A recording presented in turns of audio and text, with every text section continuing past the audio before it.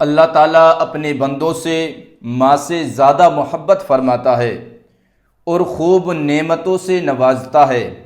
اپنے نافرمانوں پر بھی رزق تنگ نہیں کرتا، نہ زمین تنگ کرتا ہے، بلکہ انہیں بھی خوب رزق عطا فرماتا ہے۔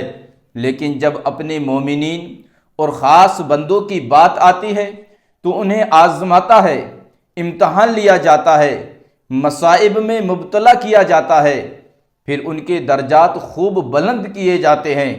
جس کا جتنا بڑا منصب ہوتا ہے اس سے امتحان بھی اتنا ہی کڑا اور سخت لیا جاتا ہے۔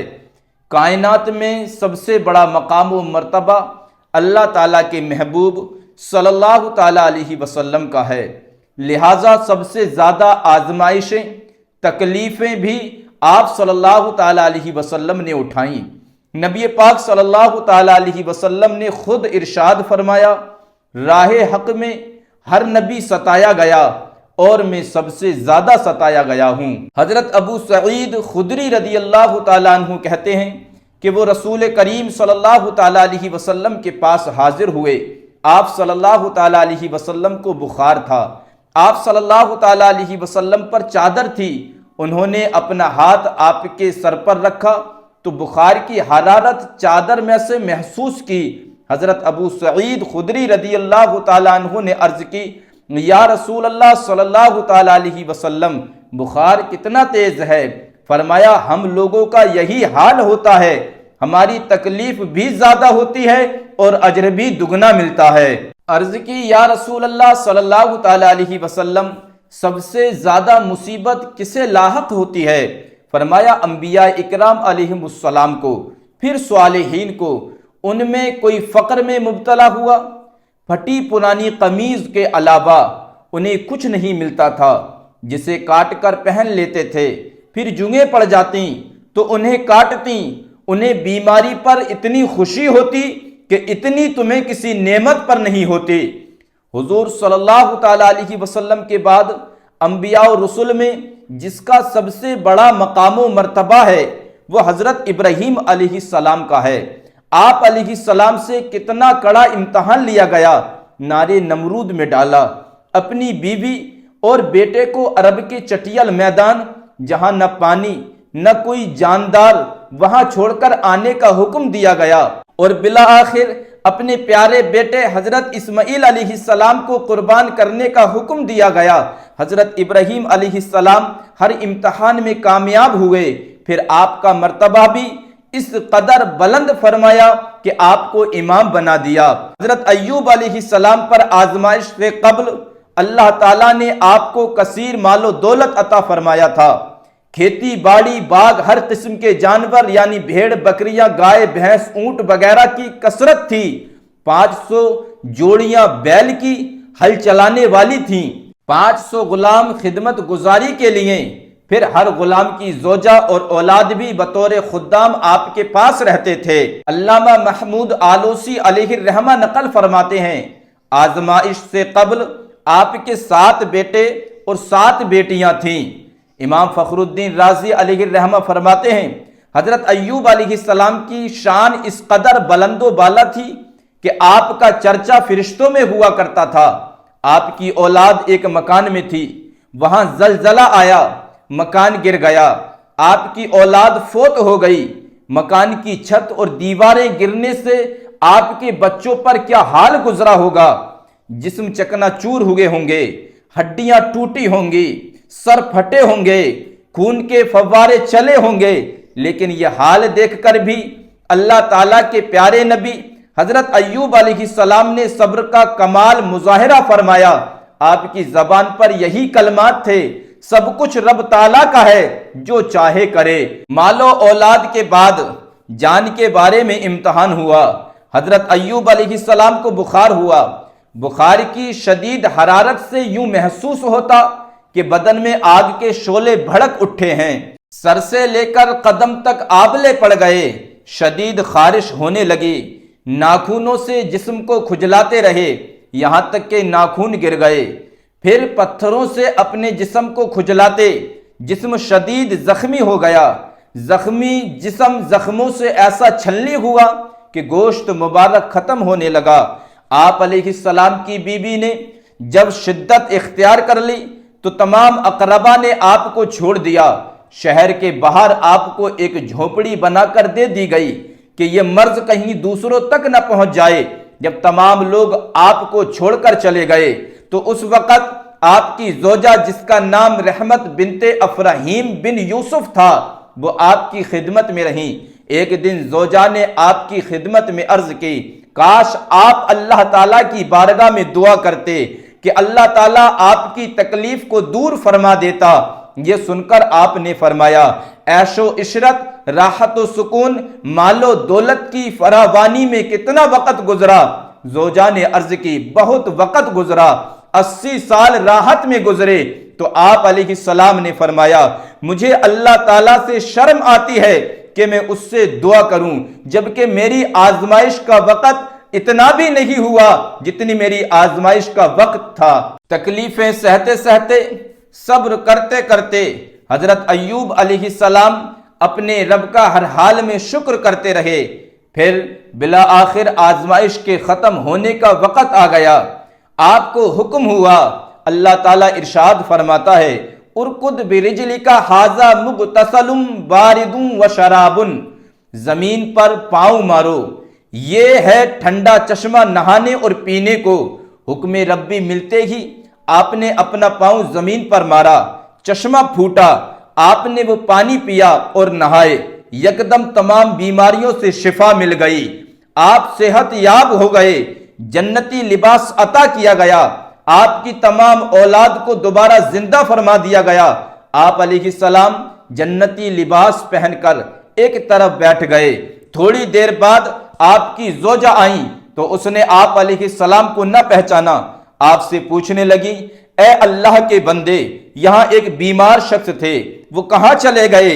آپ علیہ السلام نے فرمایا، اللہ تعالیٰ تم پر رحم کرے، میں ہی ایوب ہوں، اللہ تعالیٰ نے مجھے شفا بھی دے دی اور ساری نعمتیں واپس عطا کر دی ہیں۔ 18 برس آپ نے تکلیف میں گزارے، مگر لب پر ایک لمحہ بھی شکوہ شکایت نہ لائے، بلکہ صبر و شکر کو ہر لمحہ تھامے رکھا، کیونکہ وہ جانتے تھے کہ رب تعالیٰ اپنے خاص بندوں کو ہی آزمائشوں میں مبتلا فرماتا ہے۔ حدیث شریف سنیں، نبی پاک صلی اللہ تعالیٰ علیہ وسلم نے ارشاد فرمایا، اللہ تعالیٰ جس کے ساتھ بھلائی کا ارادہ فرماتا ہے اسے مصیبت میں مبتلا فرما دیتا ہے۔ نبی پاک صلی اللہ تعالیٰ علیہ وسلم نے ارشاد فرمایا، بے شک کسی بندے کے لیے اللہ تعالیٰ کے نزدیک کوئی مرتبہ ہوتا ہے، پھر اگر وہ کسی عمل کے ذریعے اس تک نہیں پہنچ پاتا تو اللہ تعالیٰ اسے آزمائشوں میں مبتلا کرتا رہتا ہے، یہاں تک کہ اس بندے کو اس مرتبے تک پہنچا دیتا ہے۔ حدیث شریف ہے، جب اللہ تعالیٰ کسی بندے سے محبت فرماتا ہے یا اسے اپنا دوست بنانے کا ارادہ فرماتا ہے تو اس پر آزمائشوں کی بارش فرما دیتا ہے۔ پھر جب وہ بندہ اپنے رب کو پکارتا ہے، اے میرے رب، تو اللہ تعالیٰ فرماتا ہے، میرے بندے تو جو کچھ مانگے گا میں تجھے جلد عطا فرماؤں گا، یا تو جلد ہی تجھے دوں گا یا اسے تیری آخرت کے لیے ذخیرہ کر دوں گا۔ نبی پاک صلی اللہ تعالیٰ علیہ وسلم نے فرمایا، بڑا ثواب بڑی بلاؤں یعنی بڑی مصیبتوں کے ساتھ ملتا ہے۔ اللہ تعالیٰ جب کسی قوم کو پسند فرماتا ہے تو اسے آزمائش میں مبتلا فرما دیتا ہے، پھر جو آزمائش پر راضی رہا اس کے لیے رضا ہے اور جو ناراض ہوا اس کے لیے ناراضی۔ کتنی حیرت کی بات ہے کہ اللہ رب العزت جس سے محبت فرماتا ہے، جس کے ساتھ بھلائی کا ارادہ فرماتا ہے، اپنا دوست بنانے کا ارادہ فرماتا ہے یا کوئی مرتبہ عطا فرمانا ہوتا ہے تو اس پر آزمائشوں کی بارش فرما دیتا ہے، اس کو مصیبتوں میں مبتلا فرما دیتا ہے۔ حالانکہ عقل تو یہ کہتی ہے کہ جب کوئی کسی سے محبت کرتا ہے تو اسے راحتیں، آرام اور خوشحالی پہنچاتا ہے، مگر رب تعالیٰ کی حکمت دیکھیے کہ وہ جس سے محبت کرتا ہے اسے آزمائشوں میں مبتلا کرتا ہے۔ اس سے معلوم ہوا کہ ایک مسلمان پر جب آزمائش، تکلیفیں، پریشانیاں اور مصیبتیں آئیں تو دل برداشتہ نہیں ہونا چاہیے، شکوہ شکایت زبان پر نہیں لانی چاہیے، بلکہ ہر تکلیف اور پریشانی کو اللہ تعالیٰ کی طرف سے جان کر صبر کرنا چاہیے۔ اس صبر پر بھی بے حد اجر و ثواب ملتا ہے۔ قرآن و حدیث میں جگہ جگہ اس کا بیان موجود ہے۔ اللہ تعالیٰ ارشاد فرماتا ہے انما یوفی الصابرون اجرہم بغیر حساب، صبر والوں ہی کو بے حساب اجر ملتا ہے۔ اللہ دوسری جگہ ارشاد فرماتا ہے ان اللہ مع الصابرین، اللہ صبر کرنے والوں کے ساتھ ہے۔ آپ نے قرآن کی آیتیں سنی، اب حدیث شریف سنیں۔ حدیث قدسی ہے، رب کریم ارشاد فرماتا ہے کہ جب میں اپنے بندوں کو کسی مصیبت میں مبتلا کروں اور وہ صبر کرتا ہے اور اپنے عیادت کرنے والوں سے میری کچھ شکایت نہیں کرتا تو میں اس کے گوشت کو بہتر گوشت سے بدل دیتا ہوں اور خون کے عوض عمدہ خون عطا کرتا ہوں، اور جب اس کو شفا دیتا ہوں تو کوئی اس کے ذمہ نہیں ہوتا، اور اس کو وفات دیتا ہوں تو اس کو اپنی رحمت میں داخل کر لیتا ہوں۔ نبی پاک صلی اللہ تعالیٰ علیہ وسلم نے فرمایا جس نے مصیبت پر صبر کیا یہاں تک کہ اس مصیبت کو اچھے صبر کے ساتھ لوٹا دیا، اللہ تعالیٰ اس کے لیے 300 درجات لکھے گا۔ ہر ایک درجے کے مابین، ہر ایک درجے کے درمیان زمین و آسمان کا فاصلہ ہوگا۔ حضرت عمر بن عبدالعزیز علیہ الرحمہ نے اپنے خطبے میں فرمایا کہ جب کبھی اللہ تعالیٰ کسی بندے پر انعام کرتا ہے اور پھر وہ نعمت اس سے لے لیتا ہے اور وہ اس کے عوض صبر کرتا ہے تو اللہ تعالیٰ اس نعمت کے عوض جو کچھ عطا کرتا ہے وہ اس پہلی نعمت سے افضل ہوتا ہے۔ اس کے بعد آپ نے یہ آیت تلاوت فرمائی انما یوفی الصابرون اجرہم بغیر حساب، صبر والوں کو ہی بے حساب اجر ملتا ہے۔ آپ حضرت عمر بن عبدالعزیز علیہ الرحمہ کے خطبے کو سامنے رکھ کر دنیا میں ان لوگوں پر نظر ڈالیے جن کی دکانوں کو آگ لگا دی گئی، جن کے مکانات زلزلے میں تباہ ہو گئے، جن کی زمینیں اور فصلیں سیلاب کی زد میں آ گئیں یا کوئی بھی نقصان ہوا، لیکن انہوں نے صبر کیا تو اللہ تعالیٰ نے انہیں پہلے سے بہتر اور افضل نعمتوں سے نوازا۔ وہ کچھ عرصے کے بعد پہلے سے بھی زیادہ مالی طور پر مستحکم ہو گئے۔ نبی پاک صلی اللہ تعالیٰ علیہ وسلم نے فرمایا جو صبر کرنا چاہے گا اللہ تعالیٰ اسے صبر کی توفیق عطا فرما دے گا، اور صبر سے بہتر اور وسعت والی عطا کسی پر نہیں کی گئی۔ معلوم ہوا کہ جو صبر کرنا چاہے گا، شکوہ شکایت سے بچنے کا ذہن رکھتا ہوگا، اللہ تعالیٰ سے صبر کی توفیق مانگے گا، اللہ تعالیٰ صبر کے ذریعے اس کی مدد فرمائے گا۔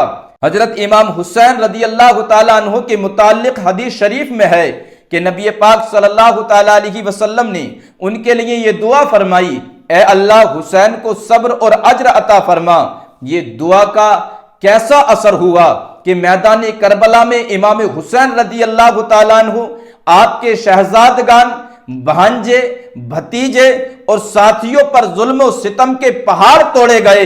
حضرت فتح موصلی کی زوجہ ایک مرتبہ پھسل گئیں اور ناخن ٹوٹ گیا، وہ ہنس پڑیں۔ خوشی اور مسکراہٹ دیکھ کر لوگوں نے پوچھا کہ کیا آپ کو تکلیف نہیں ہوئی؟ انہوں نے کہا کہ اس تکلیف پر مجھے صبر کرنے پر جو اجر ملے گا وہ اجر ملنے کی خوشی نے میرے درد کی تلخی کو ختم کر دیا۔ یہ ہمارے اسلاف تھے کہ تکلیف آنے پر صبر کرتے اور خوش ہوتے تھے کہ اب اجر و ثواب کے پیمانے بھر بھر کر دیے جائیں گے۔ اور یاد رہے کہ مومن کو ذرہ برابر بھی تکلیف پہنچے تو یہ گناہوں کا کفارہ ہے۔ حدیث شریف میں ہے نبی پاک صلی اللہ تعالیٰ علیہ وسلم نے فرمایا مسلمان کو تھکاوٹ، مرض، رنج اور غم کی وجہ سے جو تکلیف پہنچتی ہے یہاں تک کہ کانٹا بھی چبھتا ہے تو اللہ تعالیٰ اس کی وجہ سے اس کے گناہوں کو مٹا دیتا ہے۔ یہ دنیا میں انعام ہے، قبر میں بھی ان کے لیے راحتیں ہوں گی۔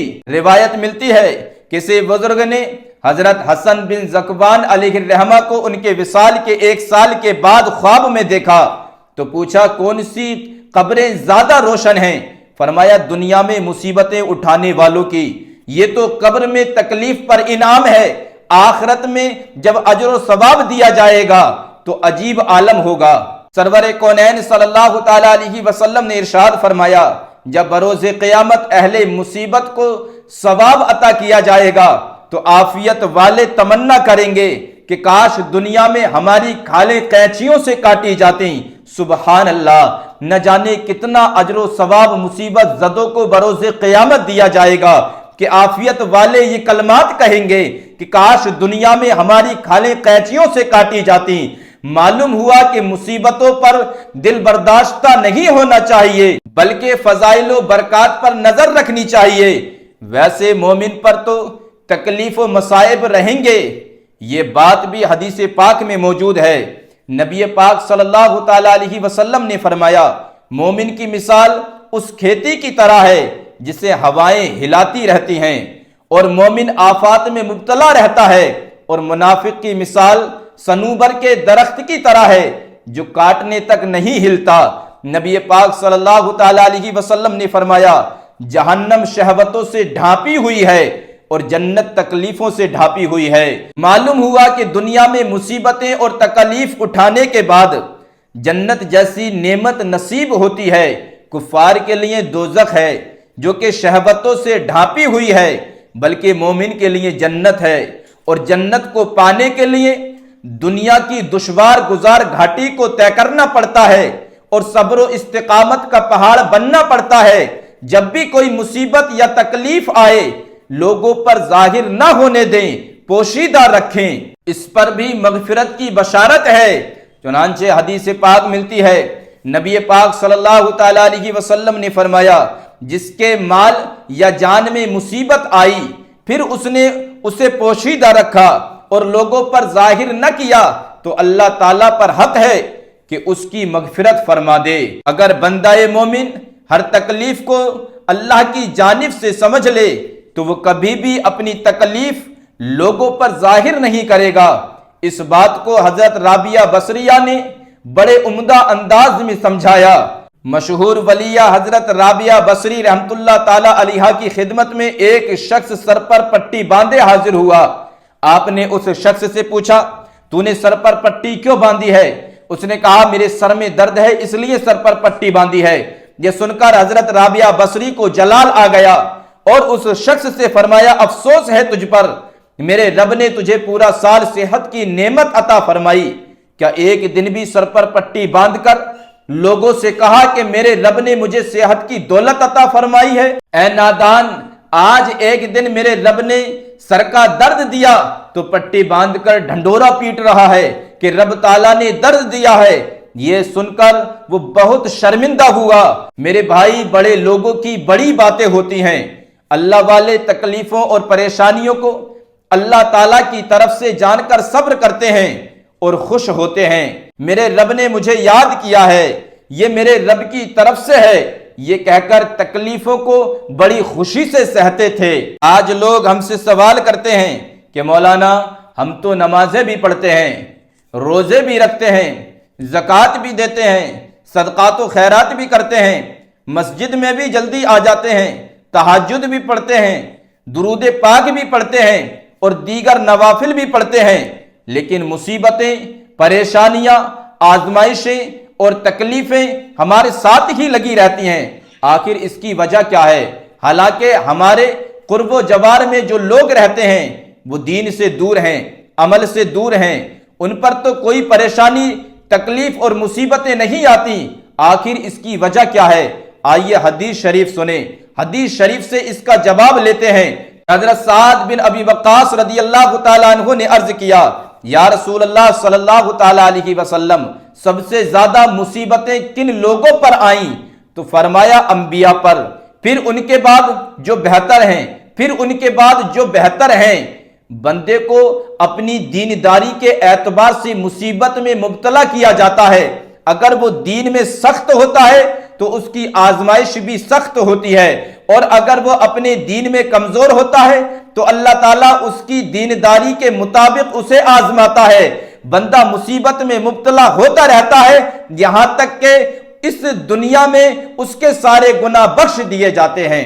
میرے بھائی، آپ نے حدیث شریف سنی، واضح طور پر فرما دیا گیا کہ جو جتنا دین سے قریب ہوگا، جو جتنا دین میں سخت مضبوط ہوگا، اس کی آزمائش بھی اس قدر سخت ہوگی۔ لہذا اچھے اعمال کرنے والوں اور نیکیوں بھری زندگی گزارنے والے کو حوصلہ نہیں ہارنا چاہیے۔ یہ دنیا کی مختصر زندگی تو گزر جائے گی، لیکن آخرت میں اجر و ثواب اور انعامات بے شمار ہیں۔